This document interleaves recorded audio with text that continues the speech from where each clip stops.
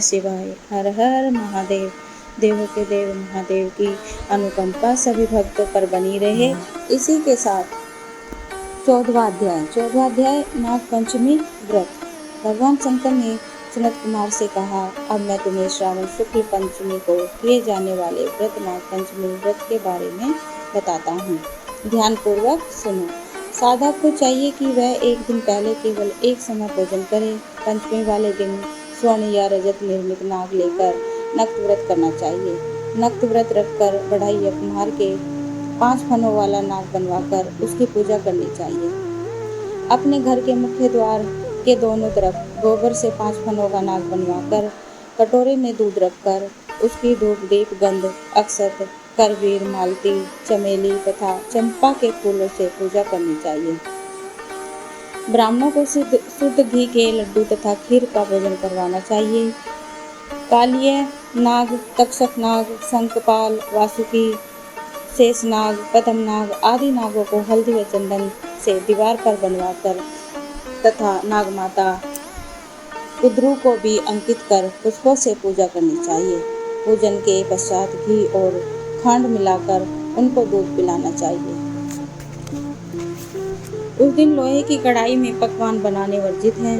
गेहूं और दूध की खीर बनवाकर भुने चने, धान का लावा और भुने जौ नागों को देने चाहिए एवं स्वयं भी उपरोक्त वस्तुओं का भोजन करना चाहिए।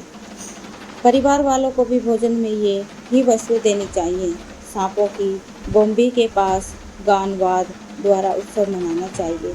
ऐसा करने वाले मनुष्य को जीवन भर कभी सर्प डसने का भय नहीं रहता।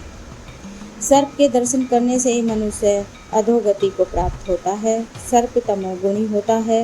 विधि पूर्वक ब्राह्मण सहित नाग का निर्माण कर पूजा करनी चाहिए। इस तरह 12 महीनों की शुक्ल पक्ष की पंचमी का व्रत करना चाहिए। वर्ष की समाप्ति पर शुक्ल पक्ष पंचमी को फिर से नागों का पूजन करना चाहिए। श्री नारायण को सब स्थानों पर स्थित है। सब वस्तुओं को प्रदान करने की क्षमता रखते हैं।